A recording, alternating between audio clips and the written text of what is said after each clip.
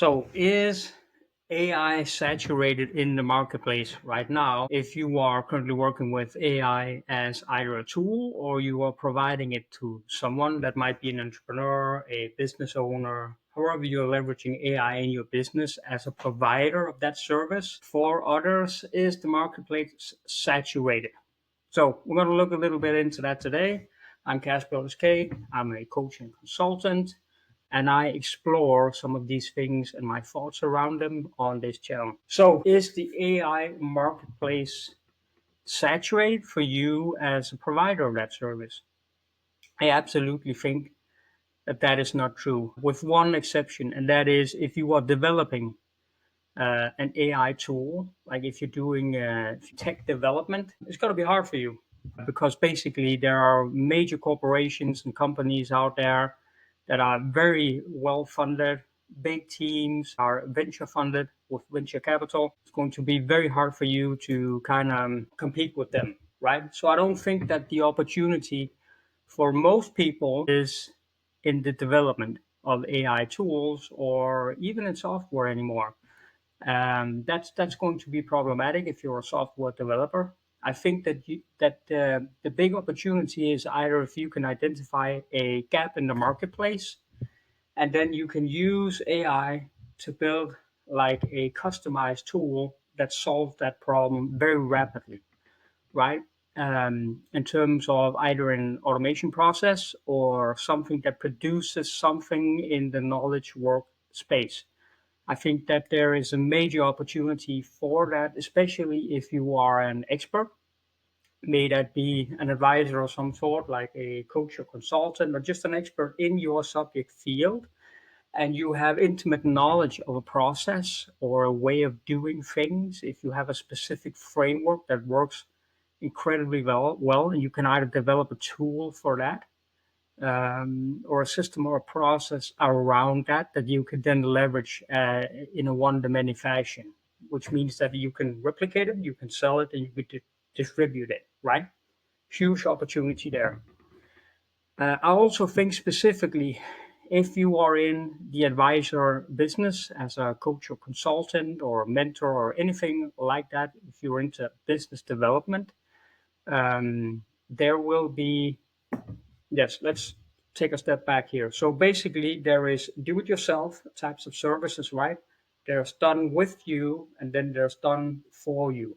Now, the done for you thing is typically what they do in the agency space, right? You deliver a service that's done for them, where there's like minimal hands-on for whoever's purchasing it, right? At the other end of that spectrum, you have do-it-yourself, which is typically pure information and courses may be layered with some coaching and consulting in the group fashion or a community or maybe in one-to-one, right? But once you start to step into more of the one-to-one scenario of advisory, it's done with you, right? So I put the done with you in that spectrum. And I think that the biggest opportunity right now is you can almost make a done for you service where it required a lot of your time, energy, and effort working with the client. You can almost take that service and then through AI tools, through automations, through making tools from AI, you can almost take a done with you service and appear it as if it's a done for you service. You can close that gap a lot, right? So if you're working uh, as a coach and consultant and you're spending your time with your clients, mapping out the same things, and that's what you typically do. You have like a core subject area or a signature offer or a process that you take people through to get them a result, then you should really ask yourself these questions. Which of these things can I leverage AI to implement? And I want to make you aware of a key thing here, and that is there's a trend right now that everything should be run by AI, everything should be processed by AI, everything should be automated, and it doesn't work the best, right? You need to remember that if you are in the advisory business as a coach or consultant or a mentor or whatever it is you're doing, where you are interacting with people, trying to get them a result, a lot of the time they come to you because they actually want to spend time with you, right? They bought into your product or your service because of you, right? The person you are.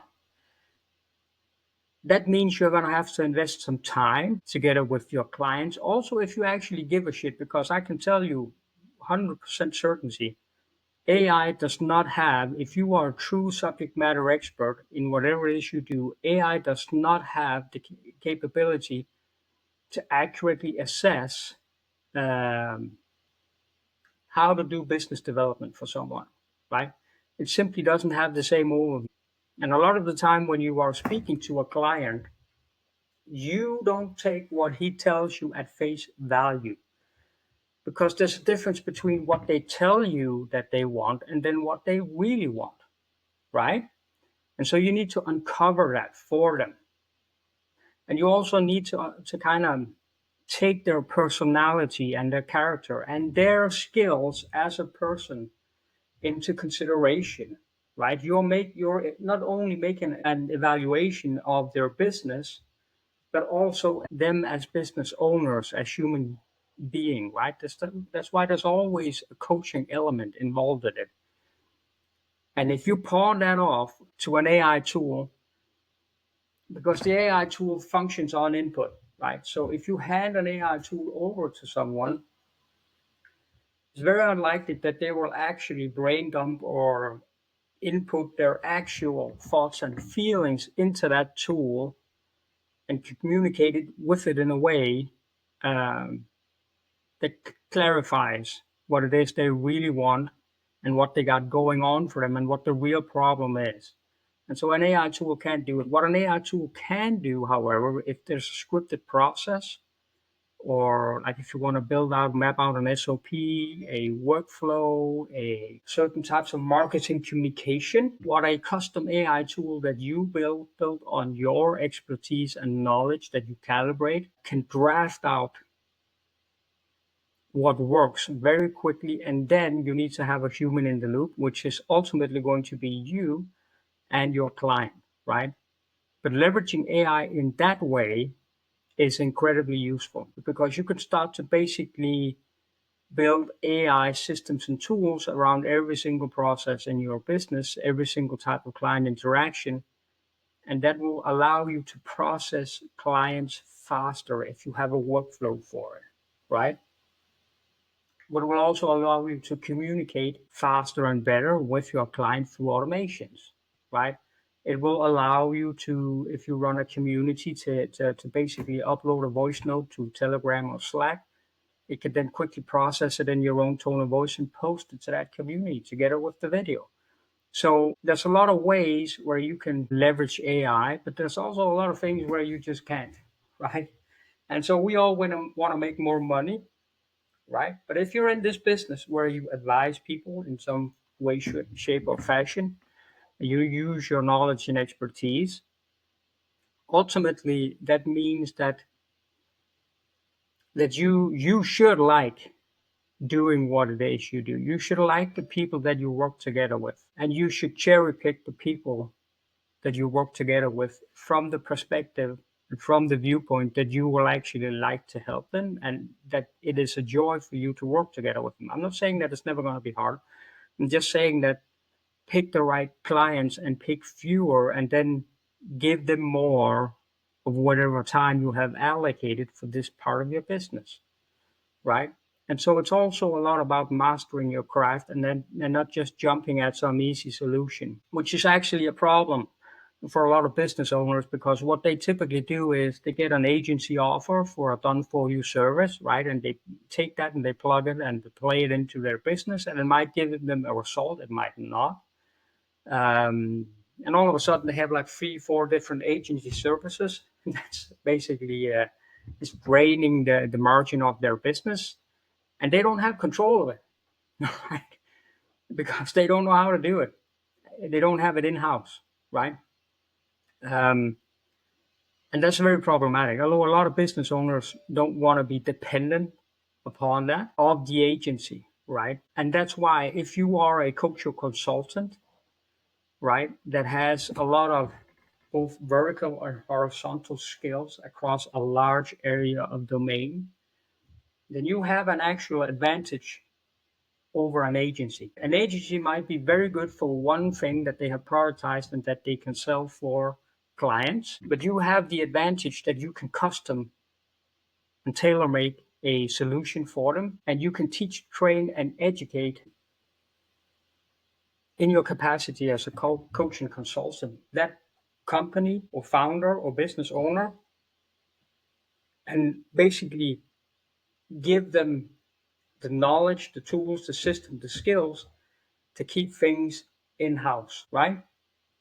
And that is a highly valuable offer, right?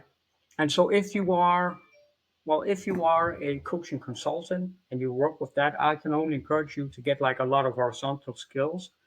So you don't necessarily need to know how to do everything on a tactical level, but it's hugely helpful to know on a strategic level of how things are supposed to look, like models, systems, frameworks, workflows, so you can map them out and people can take them in-house and you can teach, train, and educate their team to utilize it in their business, right? Hugely helpful. That's not scalable, right? Like a lot of the products and the services that's productized in an agency, it's scalable in a different way. It's scalable in the way that you can increase your price, your margin, and get better clients to work with. But at some point, you're going to get capped in terms of how much you can sell to how many. Um, and that's just a reality. But then what you do is you hire someone, have him or her shadow you, and you train them up in the capacity that you have, and then basically then you are a coaching and consultant firm, right? Second thing, if you are an agency, right, and you have a productized service, right, that you're selling, that you're very good of as your core service that solves a problem or a solution for a business or a founder or a company owner or influencer, whoever it is that you're selling your service to, right? It would be hugely valuable for you if you also try to kind of go vertical in terms of, and usually if you're in the lead generation game, you know a lot about generating leads and business, right? It's almost a natural byproduct of being in the agency slash lead generation business that you get these horizontal skills. Now, what you need to do then is to basically upgrade yourself to having the ability to advise your clients and to coach them, right? And you are probably already doing it if you're actually giving a shit about your clients, right? Because then that means that you can basically step a little bit into the consulting and coaching space and provide that service where you teach, train, and educate the company or whoever's buying your product service to get it in house, right? And you can increase the prices of that because it's hugely valuable.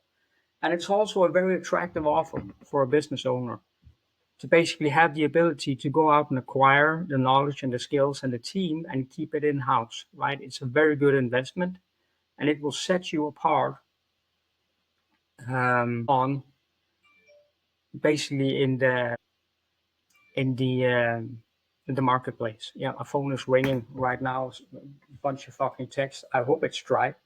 We're always like that. But anyways, yeah, I got a little bit sidetracked there. So here's the thing. I think that there is a huge opportunity for someone to leverage AI in these ways. And I can tell you that you need to be aware that if you're on social media, you have I think it's called conceptual blindness.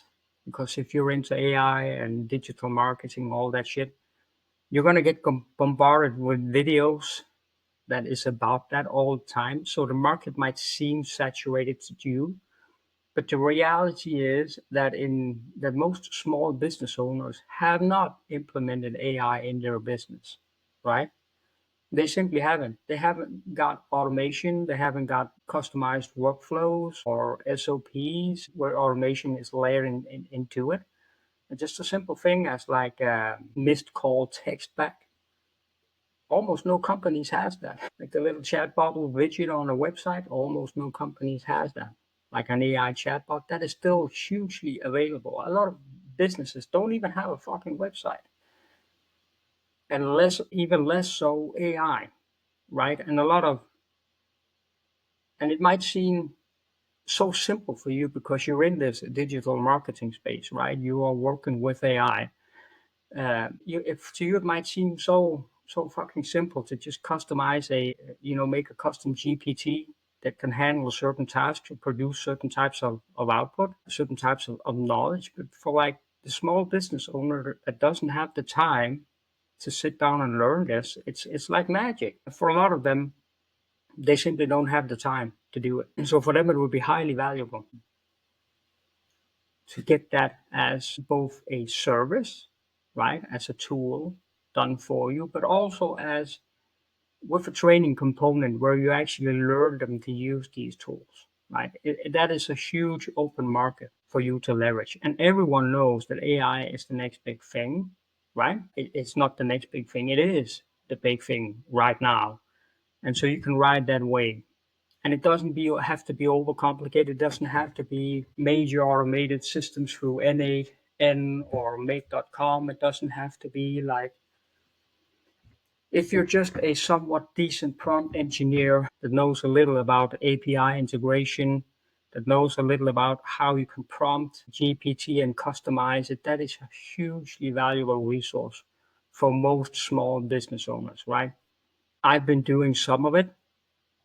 Actually, I've been doing a lot of it with a lot of clients, and it's hugely helpful, right? And so I'm actually looking into building out my own custom offer for this with a custom GPT for my clients. I'm going to be beta launching that in a couple of months, probably, because it is a huge open market space. But I have a very tight focus on not missing out on the human aspect, right?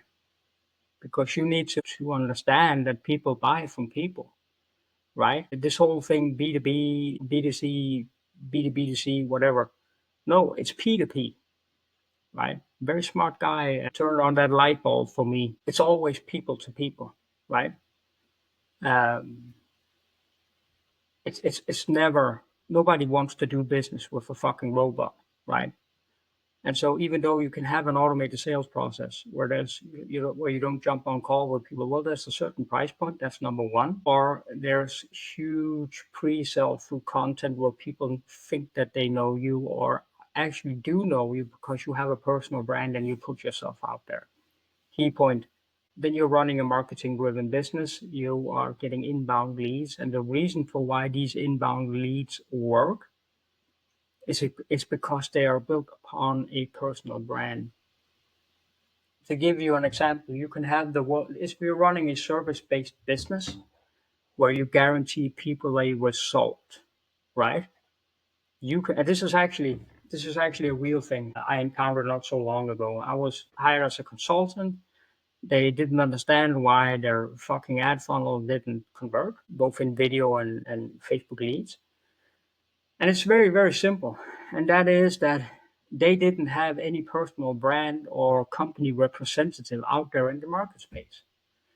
So even though the offer was good and the ad was perfectly copyrighted and the fucking landing page was good and the deliverable and descriptions and whatever was good, the problem was it wasn't an e-commerce funnel where you basically say, this is a pen, look, it can write, proof of concept. Do you want to buy it? Yes or no? Money changes hands. No. They were running a service, right? And the problem with that is that the guarantee of a service ultimately depends on the people.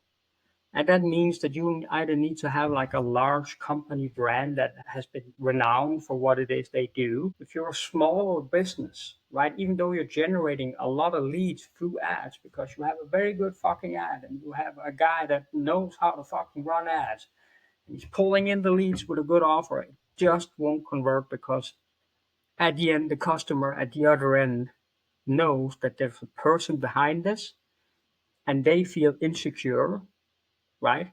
That you can actually deliver on your service because they don't fucking know you, right? They don't fucking know you. It's as simple as that. Know, like, and trust factor. Let's think about how you can overcome that, right? Number one is, of course, establishing a personal brand. Start pushing out content that let people know who you are, why you do what it is you do, what it is you do, and how you do it. Personal brand. Just put that shit out there on YouTube, right? Build an email newsletter. Start sending emails to people, right? So they can spend time together with you and get to know you. You pre-sell them, all of a sudden your ad funnel starts to work. And so that's what I said.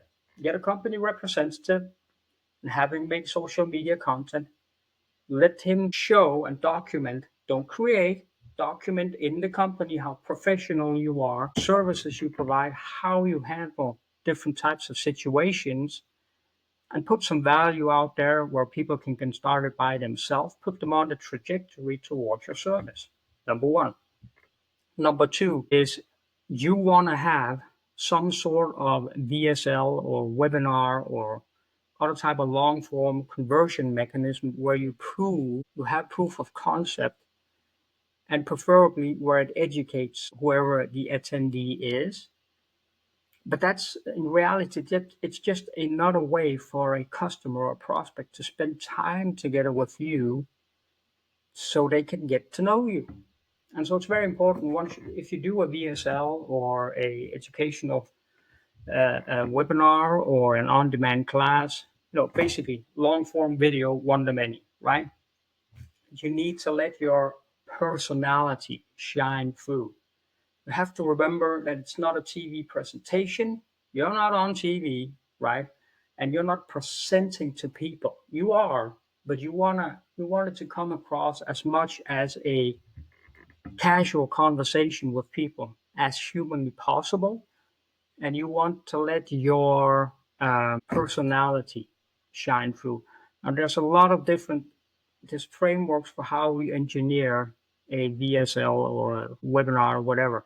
Go look at Jason Flatley, he's the fucking guy. Study that shit, right? Look at Frank Kern, look at Russell Brunson, perfect webinar. Like, go look at fucking Brendan Bouchard. Like, there's so many very competent people out there where you can learn the mechanics, right, and the frameworks and what needs to be included in there. But you must never forget that the point of any long form conversion mechanism is consumption, right? You want to keep them there for a prolonged period of time. You want to give them proof of concept. You want to give them a desire for your service, clearly show that it solves a problem for them, right? Paint that picture for them, build up the value of your product or your service, do some type of risk reversal, and then say this, if you want this, then blah blah blah, this is the price. But here's the thing, that's not gonna work if it's a fucking robot. You can have all of those things. You can have the perfect webinar script, right? You can have like the genius webinar script. You can have all of those touch points. But if it's a robot, if you had AI, if you use something like Hagen, which is just to make AI avatars, run a webinar like this, it's not going to fucking convert because it's not a human being. So most importantly, this is hugely overlooked because people sell you products and funnels and frameworks and how to do this. When you are doing one-to-many presentation, number one thing is you have to get into place is that you actually believe in your product and your service. That's number one. Number two is you have to understand that the customer is not an idiot, it's your wife.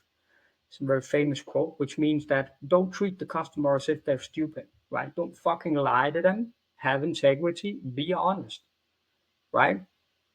And number third, it's going to show in your tone of voice, be a relatable human being, right? That they would like to spend time with because consumption, right? The time they spend together with you forms a relationship. So you coming across in a one-to-many fashion as a human being, being relatable, someone that they like to spend time with, will give you that critical mass of time spent together that ultimately will make people convert, right? So you have an ad funnel, different types of ad campaigns that generates a lot of leads. What do?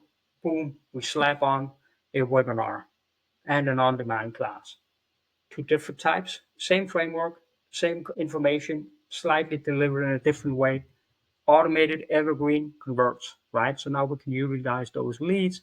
And then on top of that, we have a company representative pushing out social media content, middle of funnel content, long form YouTube, right? Documenting, not creating, documenting the company. Huge increase in revenue, huge increase, and to the point of where it's scaling now, right? With almost no additional cost. A little bit of work of effort to putting in place the webinar and the on-demand class, a little bit of effort every single day, just documenting, sharing. And this also will allow you to share the mission and the vision of the company to kind of get people to buy into that, right? And that will build your brand long term. So that was a tangent, but it kind of relates to the thing that there needs to be a human in the loop. There needs to be a human being. People are craving connection in this world that we live in today, right? So if you can provide them with that, it's just hugely valuable, right? To conclude, is the AI market saturated? Fuck no. Lots of opportunity out there for you to implement it in your own business, to sell it to people that haven't implemented yet in theirs, and then have a little bit of an eye out for whether or not the human aspect is missing in a business, right? The middle of funnel, time spent together, relationship building, human aspect, right? Is that present in a business marketing ecosystem? Or is it simply top of funnel generating awareness that then can convert? So have an eye out for that. But that because it's not in the aforementioned client case, there's no way I could make that ad funnel convert if I didn't implement some type of long form conversion mechanism, right? It was the easiest, quickest, best fix, and it had nothing to do with the ads, right? Nothing. So this is Casper SK. I hope you got a lot of value from this today. Probably going to be some links down in the description.